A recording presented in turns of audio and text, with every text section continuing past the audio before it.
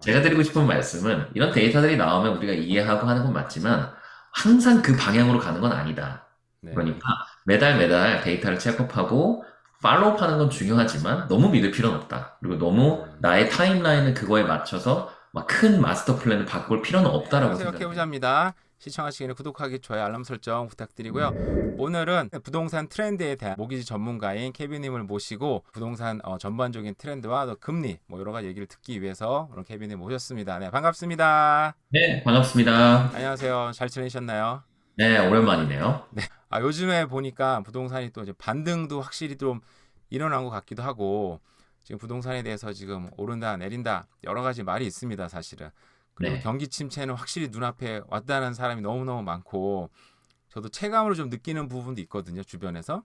그래서 이런 여러 가지 상황들이 정말 앞길을 어떻게 보면 참 보기가 쉽지 않은데 전반적인 경기 전망에 대해서 한번 얘기를 해 주십시오. 네.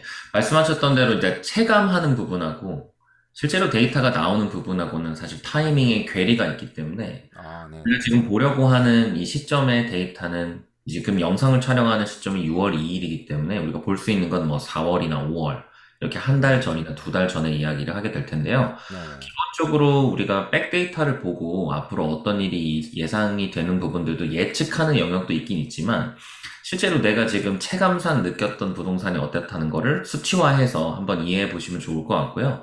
예, 더 나아가서 이제 내가 집을 사는 타이밍이나 몰개지를 받아야 되는 타이밍이 6월, 7월, 8월에 있는 미래의 시점이다. 아니면 내가 4월이나 5월에 집을 샀다면 네. 앞으로 어떻게 어떤 방향들이 보이면 아 이렇게 흘러갈 수 있겠구나를 알 수 있는 시간이 됐으면 좋겠습니다. 그리고 오늘 제가 나누려고 하는 데이터는 총 두 가지인데요.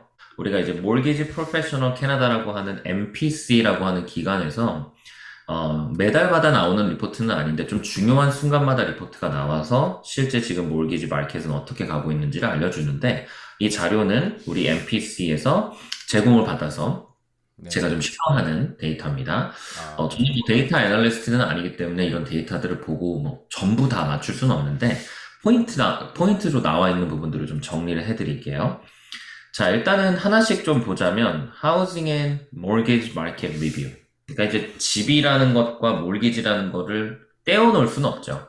그럼 같이 가는 하나의 똑같은 마켓이지만 실제로는 우리가 매번 얘기하고 있는 인플레이션이 어떻게 움직이느냐도 굉장히 중요하고 또 네. 실제 인플레이션뿐만 아니라 unemployment rate이랑 그다음에 OECD에서 생각하고 있는 인디케이터들을 따라가는 것들도 중요한데 일단 MPC에서 먼저 주목했던 부분은 인플레이션입니다. 인플레이션은 사실 좀 지겹죠. 우리가 지금 2년, 3년째 계속 이야기하고 있는데 네. 이렇게 그래프만 보더라도 사실 인플레이션이 굉장히 무섭게 치고 올라갔어요. 네.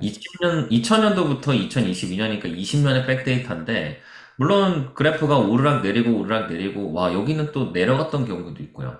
다시 올라가고 금리 얘기 내려가고 때네요. 반복해서. 네. 네. 그럼 특이한 점을 여기서 찍고 여기까지 올라갔다는 거는 이런 그래프를 그릴 수 있을까? 그리고 정말 다행인 거는 또 그나마 상승폭이 빨랐던 것만큼 하락폭도 빨랐기 때문에 지금 우리는 4.4에서 4.1%에 있는 꽤 높지만 나쁘지 않은 인플레이션에 왔어요. 음. 뱅크 오브 캐나다도 실제 1월, 2월, 3월 달에 레이스에 대해서 이제 프리딕션을 내주실 때 얘네들도 이제 더 이상 인플레이션 때문에 이자율이 변경되는 부분들은 굉장히 임팩트가 미비할 거다라고 얘기를 했는데, 네네. 그럼 그 다음 이야기가 뭐냐? 인플레이션이 잡힌 건 아니지만 더 중요하지 않다면 그 다음 중요한 건 뭐냐라고 했을 때는 이제는 경제 성장과 unemployment rate, 그러니까 음. 실질적인 우리가 실물 경제라고 할 수 있는 내가 네. 사는데 어떻게 영향을 줄 거냐가 중요한 이제 인디케이터가 됐는데 네. 얼마 전에 캐나다 이제 GDP 그로스도 나왔죠. 네. 제가 알기로는 우리가 익스펙트 했던 2.5%보다 더 좋은 3.1%의 데이터가 나왔는데, 이런 선진국이 3%대 경제 성장률을 낼 수 있다는 것도 참 대단한 거지만, 그리고 굉장히 경제에는 고무적인 일입니다. 우리가 음. 성장하고 있는 사회에, 성장하고 있는 나라에 살고 있다는 건 굉장히 좋은 일인데, 몰기지를 받아야 되는 바로어의 입장만 한번 생각을 해보면 사실 좋은 뉴스는 아니에요. 이게 음. 경제 성장도 둔화가 되고 인플레이션도 조금 더 많이 잡히는 시기가 오면 이자가 내려간다라고 우리가 많은 교육을 받았는데 이 시점이 좀 늦어질 수도 있다라는 거죠. 또는 오지 않을 수도 있어요. 그리고 이제 여기 밑에 보시면 unemployment rate이 나오는데 네.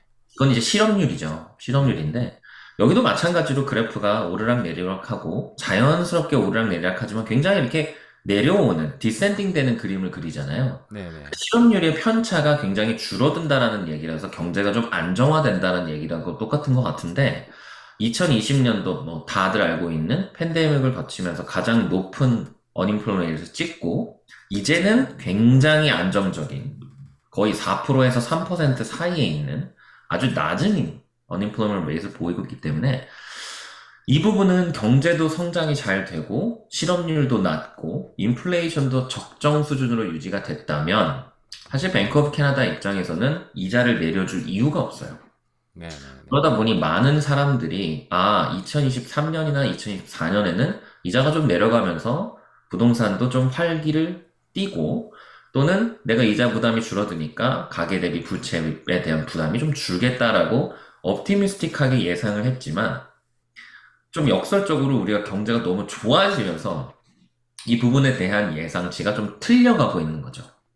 그게 이제 5월 달의 데이터가 보여지는 것 같아요. 많은 전문가들이 분명히 2023년 이후에는 떨어질 거라고 대부분 얘기했던 것 같고 네. 사실 저희 개인적인 소망이기도 하고 뭐 저뿐만 아니라 주변에 집을 살려는 분들이 지금 많이 계시다 보니까 그런 거에 대해서 이제 그래서 아마 많은 사람들이 프리세일에 많이 들어갔다고 생각도 들거든요. 사실은 지금 프리세일에 들어가면 1, 2년 뒤에 분양이 되니까 그때는 이자율도 떨어질 테고 자기네 경제 상황도 좋아질 테니까 굉장히 낙관적으로 들어갔다는 생각이 많이 드네요. 대다수의 사람들이 이 포인트에서 나오는 질문은 뭐예요?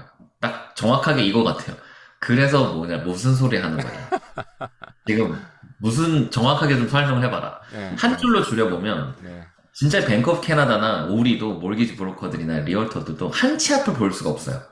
이게 네. 불과 5월 달 이야기긴 하지만 불과 2월 달에는 정반대의 데이터를 가지고 얘기를 했거든요. 그렇죠, 그렇죠. 제 기억으로는 1월 달, 2월 달에는 세일즈 대비, 그러니까 리스팅 대비 세일즈 레이쇼가 굉장히 처참했기 때문에 모두 다, 집을 파는 사람도 없었고, 집을 사는 사람도 없구나.